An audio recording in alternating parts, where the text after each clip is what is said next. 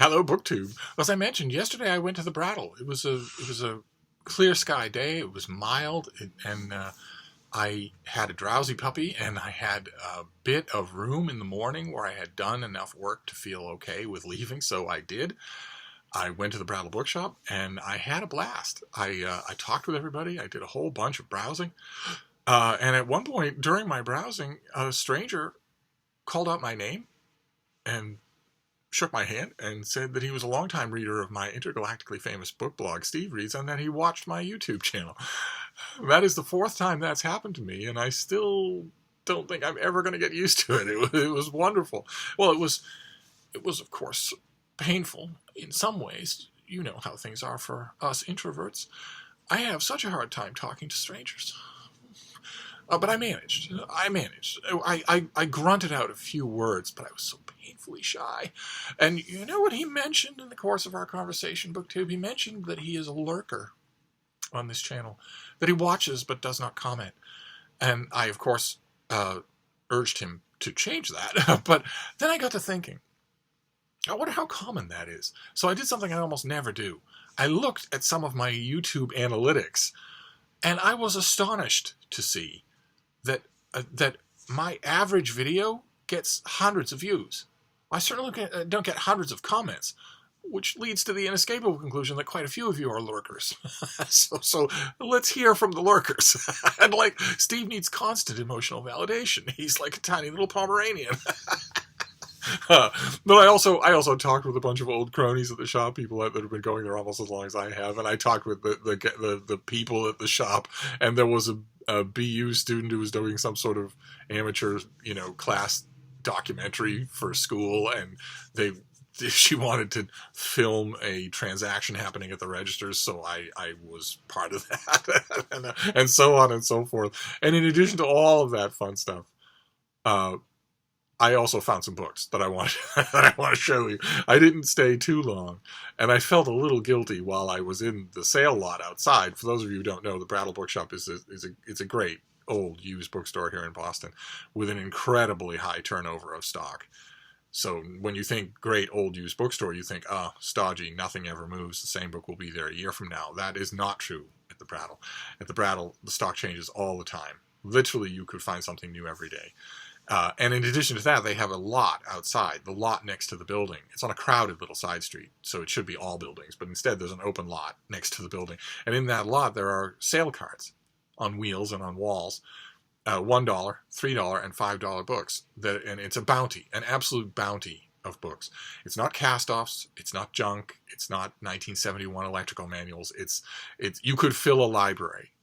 A very good, very clean, very wonderful personal library with $20 a week. In 4 or 5 weeks, you'd have it done.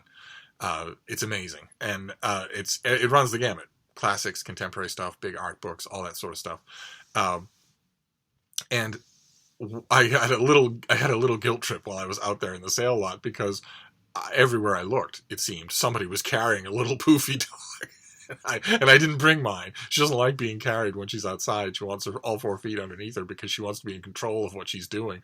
But not only does she hate the subway, the brief subway ride to get to the Brattle, she can't stand that. But also, now that she's grown up and not timid at all, if I brought her to a lot full of people, she would want to run up to every one of them and do this on their legs. And that's what she does with people around. And not stop. She doesn't stop. She wants everyone's constant attention. And a lot of people find that adorable, but I could easily picture in the sale lot that some people might not find that adorable. And I don't want to impose that on their shopping experience when, for instance, my own shopping experience, my browsing at the Brattle sale lot is a sacred thing. I love it. So I felt a little guilty, but still, I hurried back to her, and I got some great books that I want to show you. Starting with something that I have a sweet tooth for. I've shown it on this channel before. This is You're Sitting on My Eyelashes. It's an album of New Yorker cartoons by Whitney Darrow, who was one of their founding generation of artists. One like with Charles Adams and a couple of others. He was there almost right at the beginning, and did a lot of great work for them, signature work,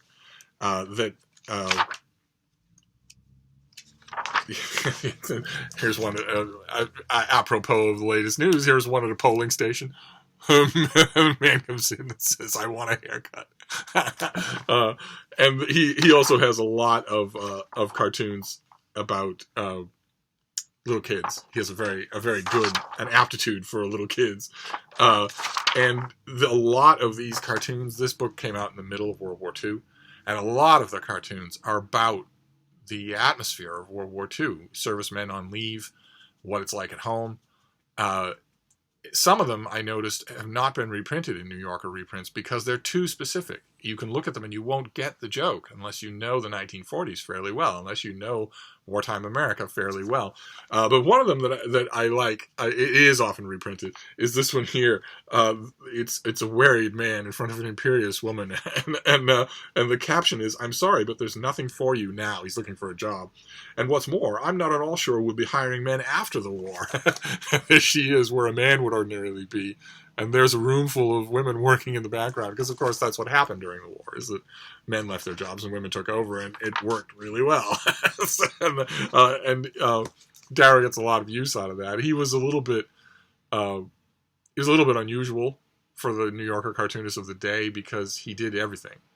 What was the standard approach in the early years of the New Yorker was that a cartoonist would just fire off a bunch of pictures, and the New Yorker had caption writers, gag artists, or they would pay gag artists to come in at 5 cents a gag or whatever to match something with the picture.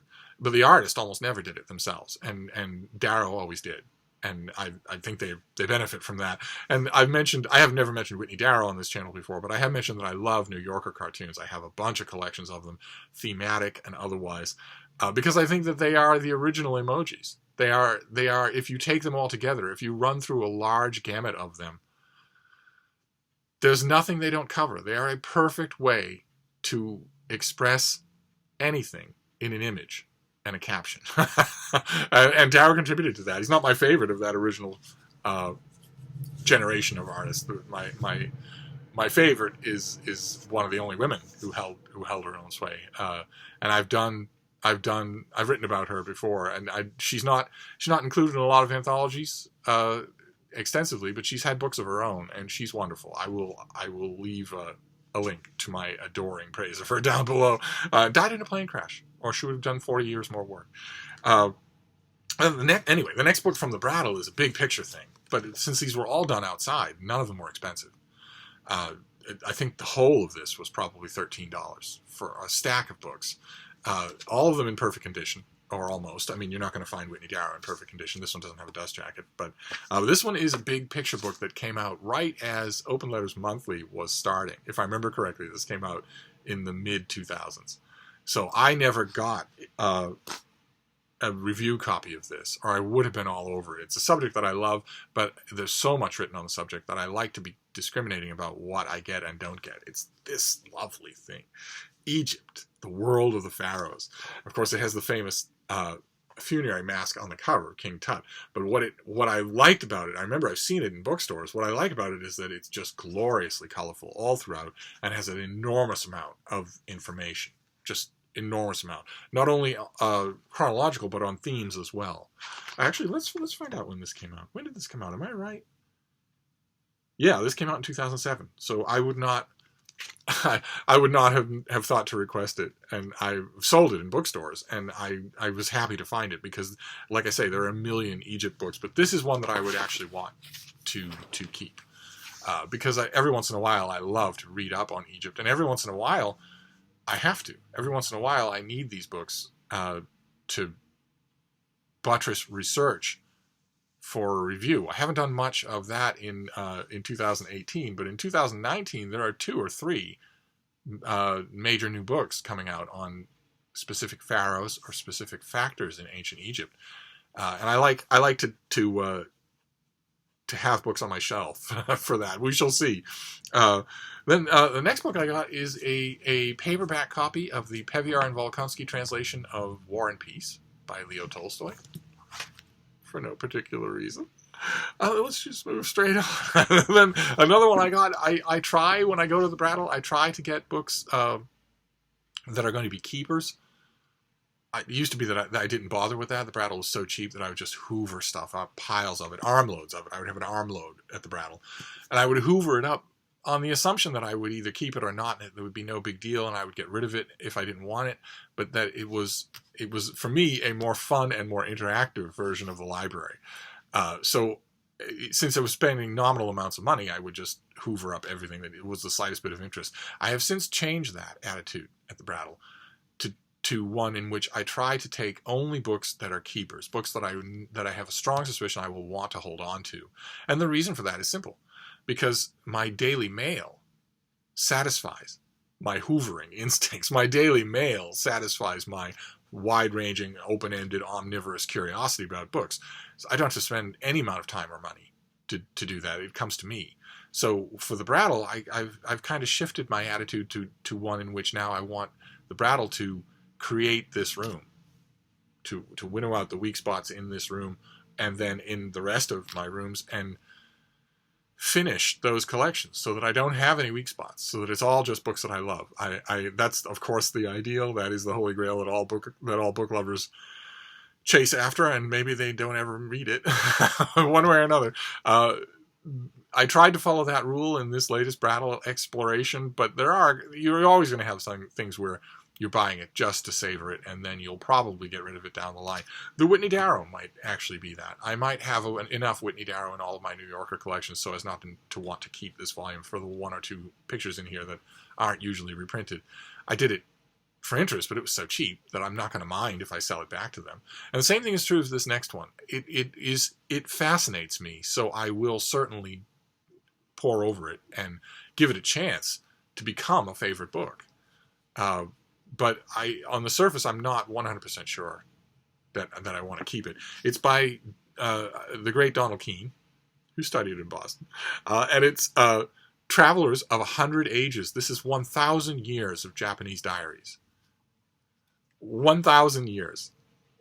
All kinds of. It's a survey of Japanese diaries, and that is fascinating. Utterly fascinating. So who knows, I may end up keeping this. In fact, when I'm done with it, I may love it so much that I start looking for a hardcover at the Brattle. But I love Donald Keene's writing. I think he's fantastic. This is a book of his, a rare book of his that I have not read. And the subject is fascinating. So I'm right on it, but I don't know if I'll keep it. It's first of all a flimsy paperback. Some trade paperbacks are better than others. This one will not survive long. And I'm not 100% sure that his choices will do it for me, or that the notes will be sufficient, or whatever. But these next two I got together. They're in perfect condition, and I do want to keep them. That's another Boston boy, another person who studied in Boston. Only this one, this author is known to me, or was known to me. This is Page Smith. And what I found was the first two volumes in his 8-volume narrative history of the United States. The first 2 volumes are on the American Revolution, political, military, everything, social. The one is huge, one is not, but they go together. It's just that they couldn't be this big for the first volume. But they really are one volume. This is 2 volumes, starting off his 8-volume A People's History of the United States, which I always think about, of course, because it's great. It's an 8-volume narrative feast of the history of America. Critical, literary, fast-paced, and beautifully written. And I always think about it, of course, with a little surge of bitterness. Because nowadays, in the 21st century, when you mention the title of People's History of the United States, the only thing that anybody's going to think about is a ranting, factually inaccurate piece of crap by Howard Zinn that has warped the history minds of I don't know how many people. I don't know how many people. How many young men, I should say. I shouldn't say people, because I've never met a young woman that had fallen under that book's idiotic spell. And I've never met an older person who didn't see right through it. But yeah, I've lost count of how many young men have read that book and think, okay, this is the truth, man, and this is the be-all and end-all of American history. This is what all the other books don't tell you, and now I know. It's sold 1 billion copies. It's in the background of 1 billion alt-right YouTube channels, and I just can't stand it. I just can't stand it. I remember reading it. I remember thinking, okay, well, this guy packs in students at his lectures. So this is probably a distillation of those lectures. Is probably going to be a very lively one-volume history of the United States, maybe a little off-kilter, hence the title. And I read it with just my jaw hung open in horror at all of the errors and all of the ideological wrongness of it, even when there weren't errors. So, and I have to think about that because that title was co-opted. But this is the People's History of the United States. And when I was at the Brattle, I noticed that they had other paperback volumes. These came out as uniform gold dust-jacketed hardcovers. Very heavy, very well-made hardcovers. And then years later, they come out with a whole series of them in paperback. And I noticed there were a whole bunch of others on the Civil War and Reconstruction and whatnot. And that's kind of tempting, but the ones I really want are these two on the American Revolution. So, especially since I just recently learned about a book that's coming out in 2019. I just recently learned about something that is starting in 2019 that has me squealishly eager. Just squealishly eager. I won't do anything about it because 2019 can fend for itself until 2018 is over. But there's a historian, Rick Atkinson. Some of you who read history will know his name. He did a trilogy of books on the American Army during the Second World War, the Liberation Trilogy. And it turns out that his next trilogy of 1,000-page books is about the American Revolution. Starting next year. I plotzed when I learned this. That is a gift from the gods. And this is fantastic on that subject. So now I will have it here. I want it anyway here for this Page Smith's account of the American Revolution is an account of the American Revolution that I want in my library. So that was our Brattle Hall, in which I met a lurker. We have "You're Sitting on My Eyelashes" by Whitney Darrow. We have "A New Age Now Begins." We have the History of the American Revolution by the great Page Smith. We have "Travelers of 100 Ages," 1,000 Years of Japanese Diaries. And we have War and Peace, a lovely trade paperback. No special reason. Then we have Egypt, the World of the Pharaohs. How's that? And all of it in lovely condition. All of it, no highlights, no markings, no obnoxious stuff like that, no mold, no rips, no tears. All of it for well less than $20. So it was a successful Brattle trip. Not possible to duplicate that again today because it's pouring rain here in Boston, just pouring rain, and scheduled to do so. It's predicted to do so for most of the day. So the Brattle outdoor carts would be tarped over, and although the Brattle is a wonderland on the inside, the real sweet spot of it for me for enjoying it is browsing around the carts outside. So I don't go when it's raining. So if I go again, it'll be a few days from now, one way or another. I wanted to share these with you, and also the fun of meeting a viewer out and about in the real world. That is just so much fun. So I urge you all to go to the Brattle Bookshop, and if you're there and you see me in my natural environment, feel free to say hello. I'll try to respond. I have such trouble talking to strangers, but I'll try. Thank you, BookTube.